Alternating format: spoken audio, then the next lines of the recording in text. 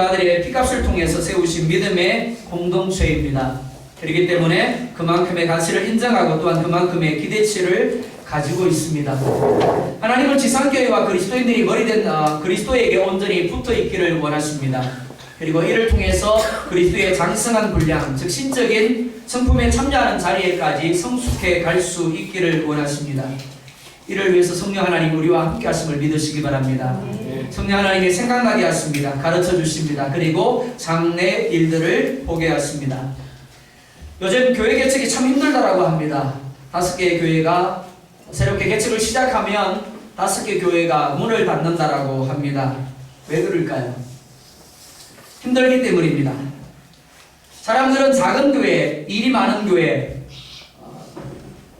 부담감이 있는 교회는 잘 가려고 하지 않습니다. 제 후배도 용인에서 개척교회를 하고 있습니다. 와보고는 가는 사람이 참 많다고 합니다. 그들이 가는 이유 단순합니다. 그들이 원하는 좋은 교회가 아니기 때문에 그렇습니다. 인간적으로 볼 때 좋은 교회는 큰 교회입니다. 예배 참석만 해도 엄청난 크기의 예배당과 엄청난 수의 성도들과 찬양대와 오케스트라와 찬양팀으로 인해서 저절로 은혜가 되는 교회입니다. 그리고 할 일이 별로 없는 교회입니다.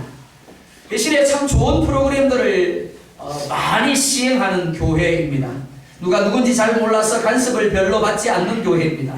봉사에 대한 부담감도 헌금에 대한 부담감도 별로 없는 교회입니다.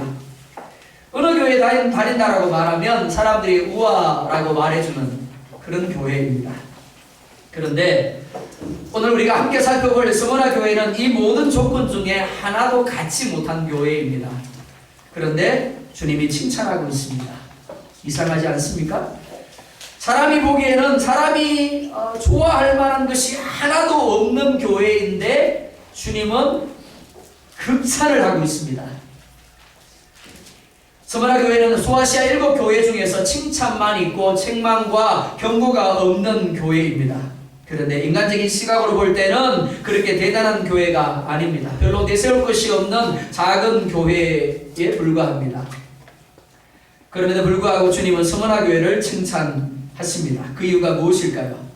먼저 8절을 보면 이렇게 말씀을 하고 있습니다. 우리 다시 한번 더 보겠습니다. 8절을 시작. 서머나 교회 사자에게 분자 처음이며 마지막이요 소도가 살아나시는 알리시되. 아멘. 각 교회들마다 주님이 등장하시는 모습이 다릅니다. 왜냐하면 각 교회들이 가지고 있는 상황이나 문제들이 다르기 때문입니다. 서머나 교회에 등장하신 예수님의 모습 어떤 모습입니까? 이렇게 말씀을 합니다. 처음이며 마지막이요 죽었다가 살아나시니. 그리스도인이 아무리 믿음의 존재라고 할지라도 여전히 육신을 땅에 두고 있습니다. 육신적 한계를 가진 존재입니다. 그렇기 때문에 여전히 땅에서 편안한 삶을 살기를 원합니다. 좀 더 부유한 삶을 살기를 원합니다. 하나님 역시 그런 우리들에게 복을 주시기를 원하십니다. 아무도 아멘 안 해요? 뭐 받기 싫으면 안 받아도 돼요. 성경은 하나님이 분명 택한 자녀들에게 복을 주시기 원하신다라고 말씀을 하고 있습니다. 그런데 또 하나 우리가 잊지 말아야 할 것이 있습니다. 그것이 무엇인가 하면 반드시 이 공식대로만 되는 것은 아니더라라는 겁니다. 때로는 원하지 않는 고난의 상황에 던져질 때가 있습니다. 때로는 원치 않는 죽음을 맞을 때가 있습니다. 예수를 믿으면 반드시 잘 될 것이다.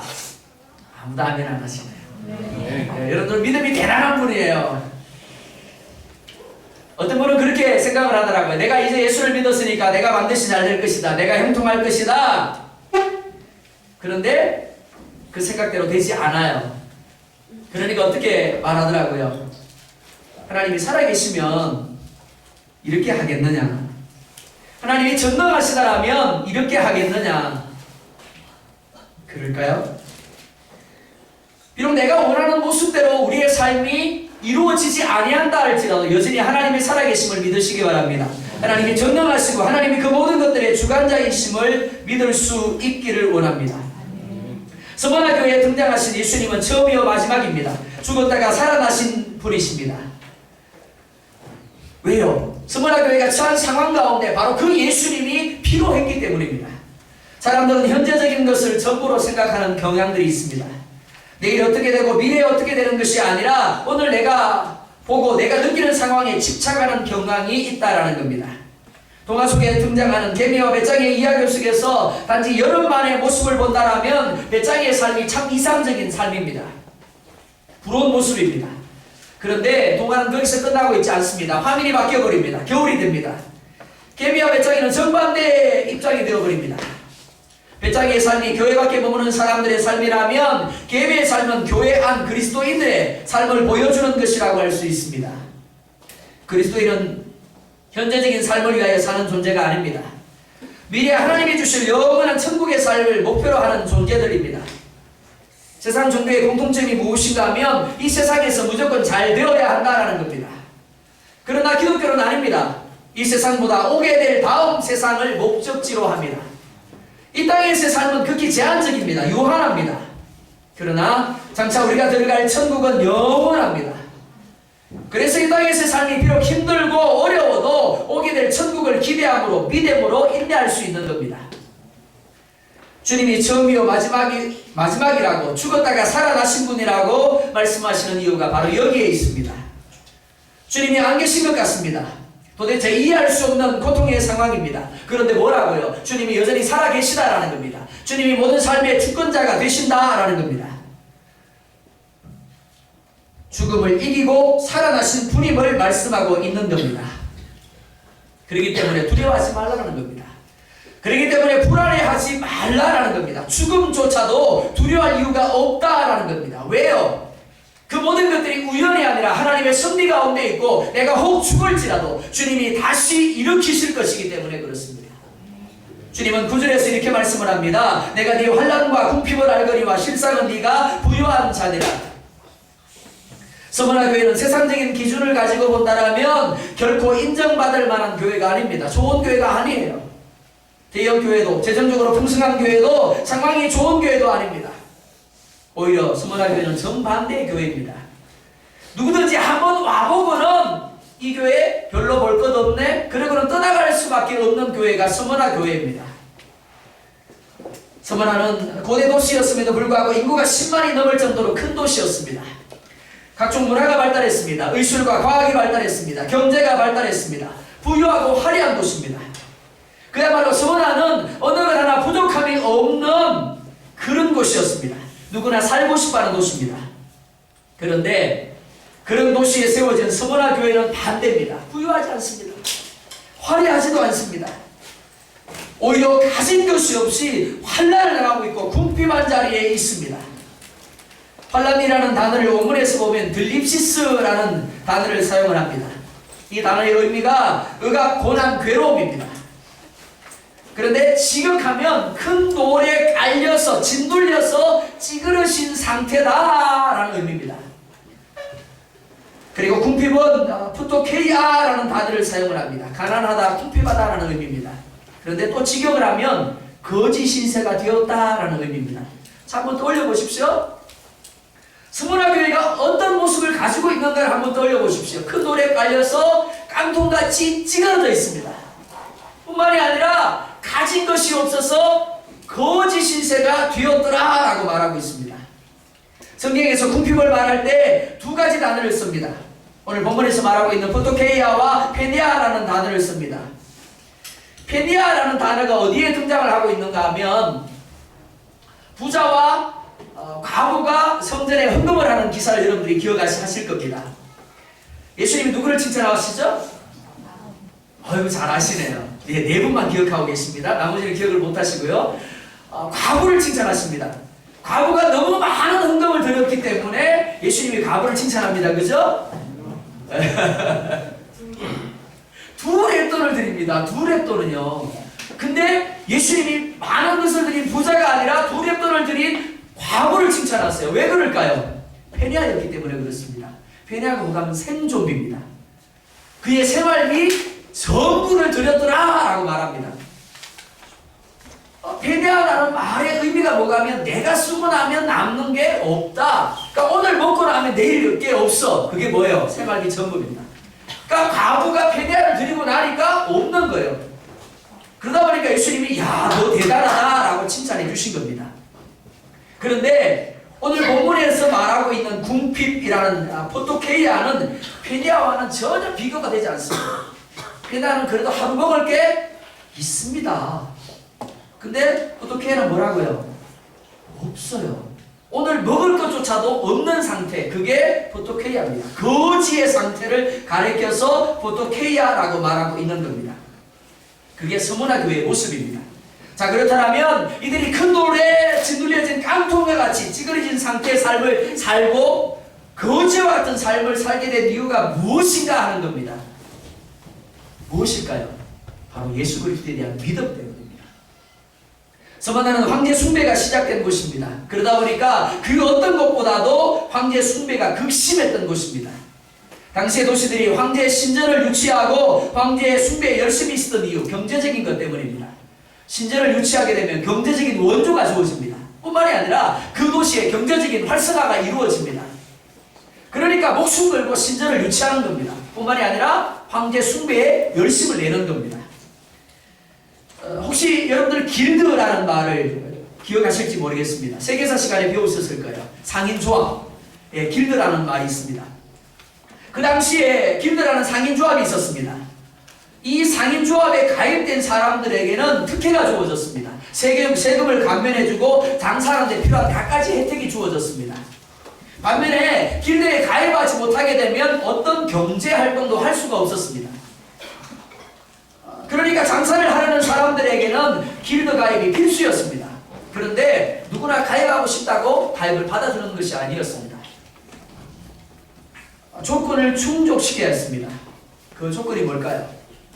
바로 황제 숭배입니다. 이 에콰도르에서는 투표를 하게 되면 확인서를 써줍니다. 확인서를 가지고 나중에 관공서를 가면 이 확인서를 보여달라고 할 때가 있습니다.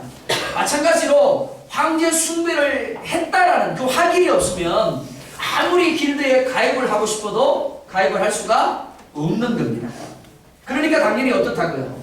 황제 숭배를 하지 않을 경우에는 길드에 가입을 못하게 되고 환란을 당하게 되고 궁핍의 삶을 살 수밖에 없는 겁니다. 요한계시록 13장 16절 이하를 보면 이렇게 말씀을 합니다. 그가 모든 자 곧 작은 자나 큰 자나 부자나 가난한 자나 자유인이나 종들에게 그 오른손이나 이마에 표를 받게 하고 누구든지 이 표를 가진 자 외에는 매매를 못하게 하니 이 표는 곧 짐승의 이름이나 그 이름의 수라. 뭘 받지 않으면요? 짐승의 표를 받지 아니하면 매매를 하지 못했더라. 자, 그러면 여러분들이 물을게요. 서문화 교회 시대에 짐승의 표가 뭐라고요?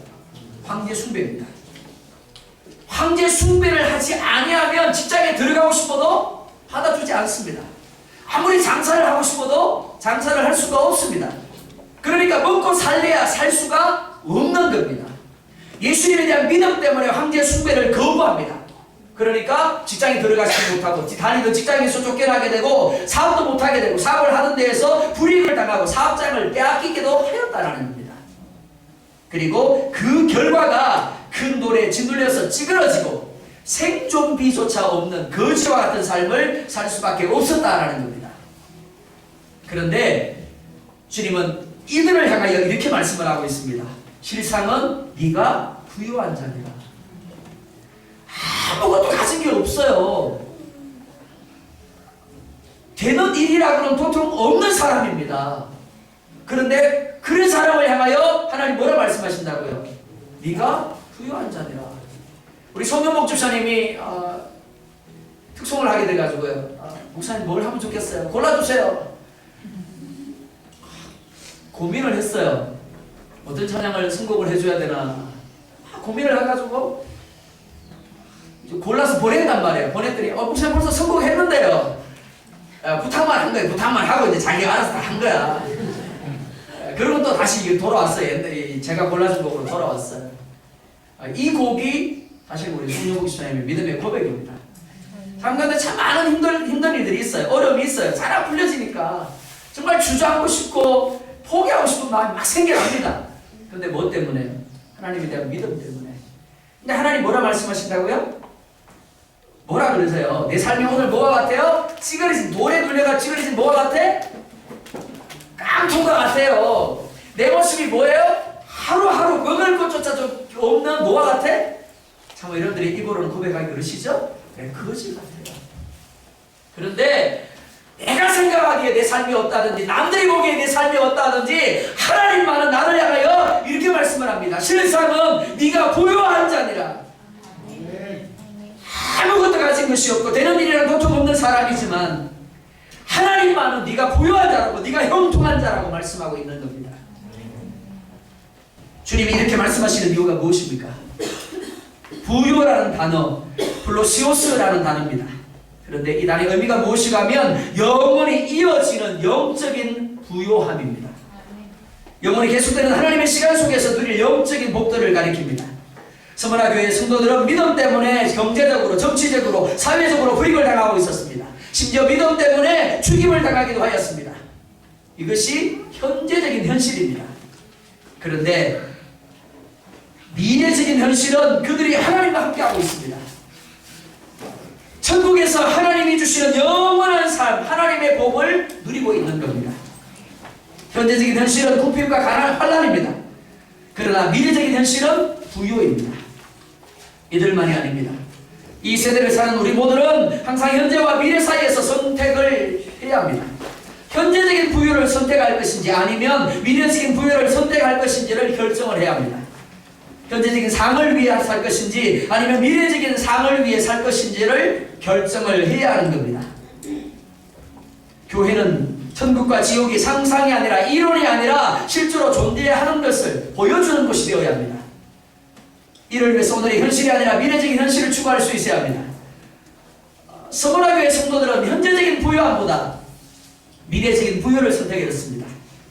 현재적으로 부유함이나 평안함을 누리는 것보다 하나님의 자녀로서 썩지 아니할 하늘의 쌓음으로 진정한 부자가 되기를 원했다라는 겁니다. 그래서 고린도후서 6장을 보면 사도 바울은 이들을 가리켜서 이렇게 말하고 있습니다. 죽은 자 같으나 실상은 산 자요, 가난한 자 같으나 많은 사람을 부유하게 하고 아무것도 없는 자 같으나 모든 것을 가진 자로다. 주님도 동일한 말씀을 하고 있습니다.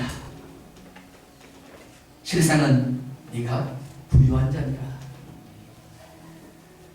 세상은 알아주지 않아도, 사람들은 그를 알아주지 않아도, 사람은 그들을 인정해주지 않아도 주님만은 그를 인정해주고 주님만은 그를 향하여 부유하다라고 말씀하고 있는 겁니다.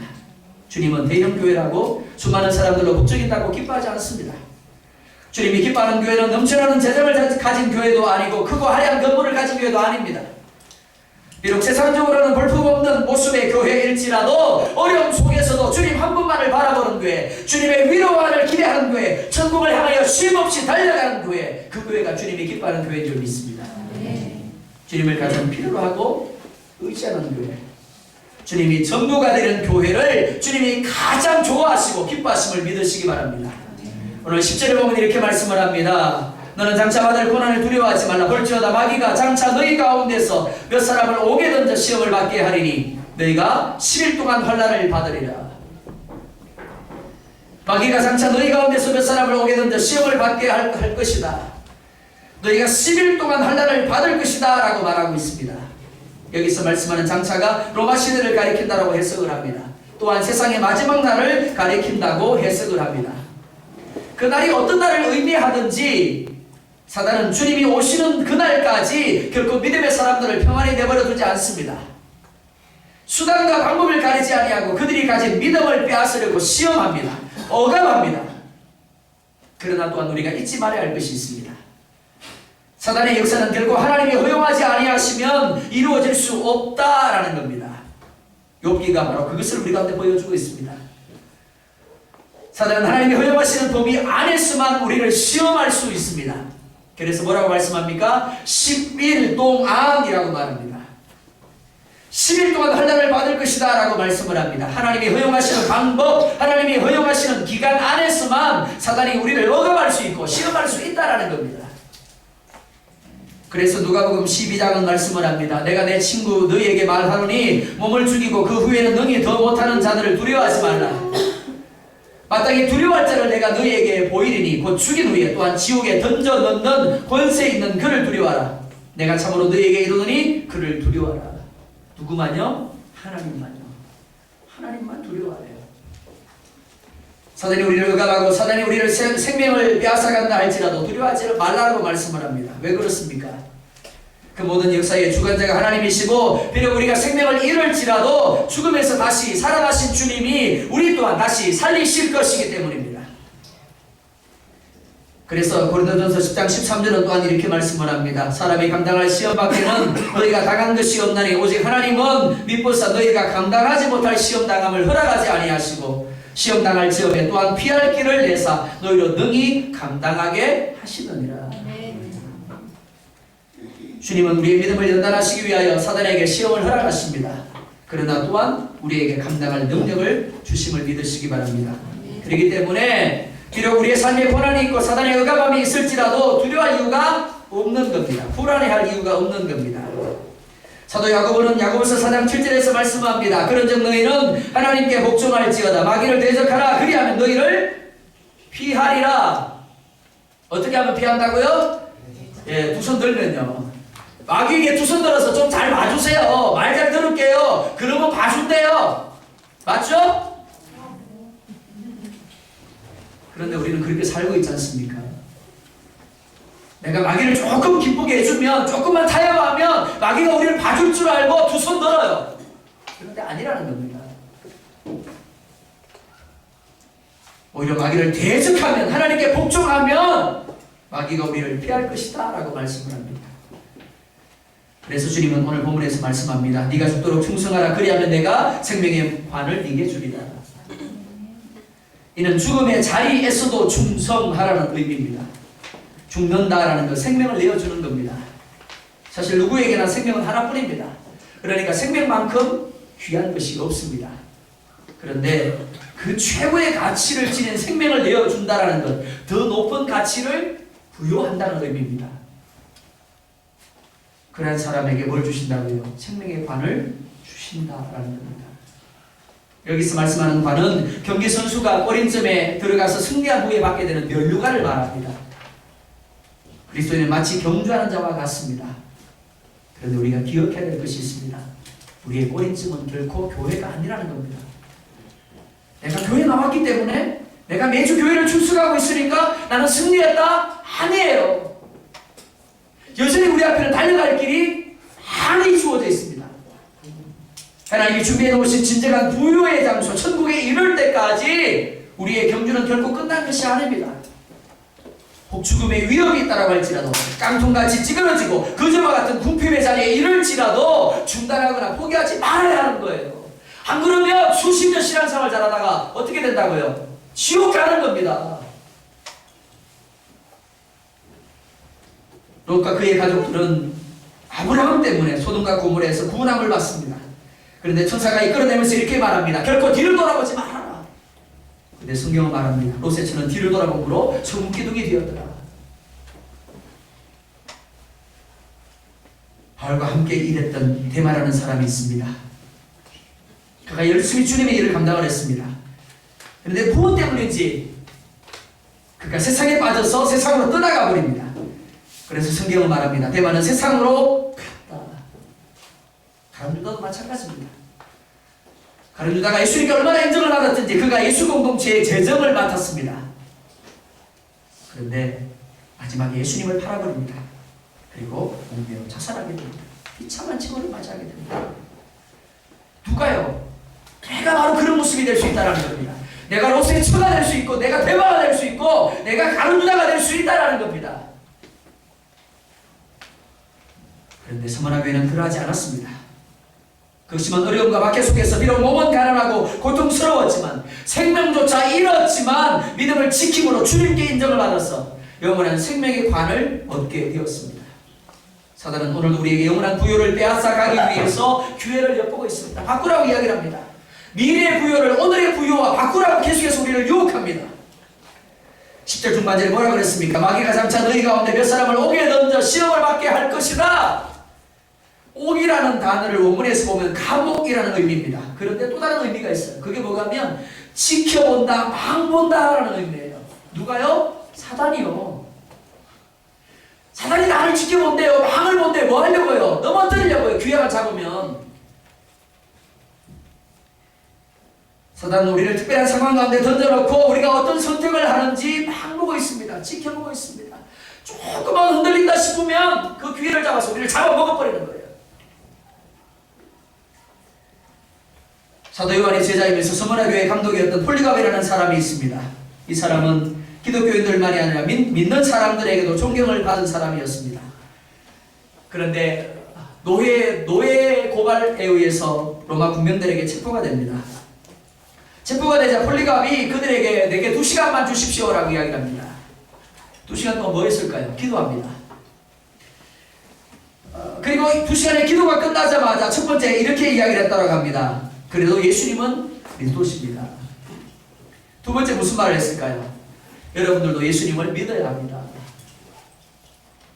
세 번째 그가 한 말이 무엇이었을까요? 그렇지 않으면 영원한 불못에 던져질 것입니다. 그런 폴리갑에게 로마 군인들이 회유를 합니다. 한 번만, 두 번도 아니다. 한 번만 로마 황제에게 주여라고 말하면 살려주겠다. 그런데 폴리갑은 이렇게 이야기를 합니다. 내 평생 86년 동안 예수님이 한 번도 나를 떠나거나 나를 모른다고 하지 않았는데 내가 어떻게 그 주님을 단 한순간이라도 배반할 수 있겠느냐. 그리고 순교를 합니다. 그런데 두 가지 중에서 선택을 해야 됩니다. 하나는 굶주린 사자에게 던져져서 찢겨서 죽는 겁니다. 두 번째는 살아있는 채로 화형을 당하는 겁니다. 자, 여러분들 같으면 어느 걸 선택하시겠어요? 이 폴리갑이 그렇게 이야기를 했다고 합니다. 사자에게 던져지면 어느 한순간에 사자가 나의 급소를 물면 나는 즉사하게 될 것이다. 고통 없이 죽게 되겠지? 그런데 예수님이 나를 위해서 죽으신 그 사랑을 생각할 때 내가 한순간의 고통으로 끝나는 죽음으로 죽기에는 너무 죄송스러워. 그러니까 나는 그렇게 죽을 수가 없어. 그리고 뭘 선택했다고요? 화형당하는 걸 선택을 합니다. 마태복음 13장에는 천국 비유가 기록되어 있습니다. 밭에 감추인 보화를 한 사람이 발견했습니다. 그리고 극히 값진 진주를 발견했습니다. 이 두 사람의 공통점이 뭐죠? 발견했다가 공통점입니까? 아니요. 가서 자기 소유를 팔아서 그것을 샀더라라고 말합니다. 자기 소유 전부를 팔아서 그것을 샀더라라고 말합니다. 사랑하는 성도 여러분, 천국을 미래의 부유를 위해서 오늘의 부유와 오늘의 평안을 기꺼이 포기할 각오가 되어 있지 않다라고 한다면 쉽게 믿는다라고 말씀하지 마십시오.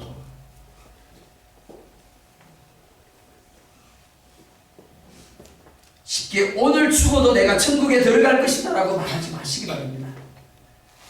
정말 천국이 미래의 부유가 내 목숨을 내어 주어도 내가 가진 모든 것을 잃는다라고 해도 바꿀 만한 가치가 있다라고 여겨질 때 그때 믿습니다라고 하세요.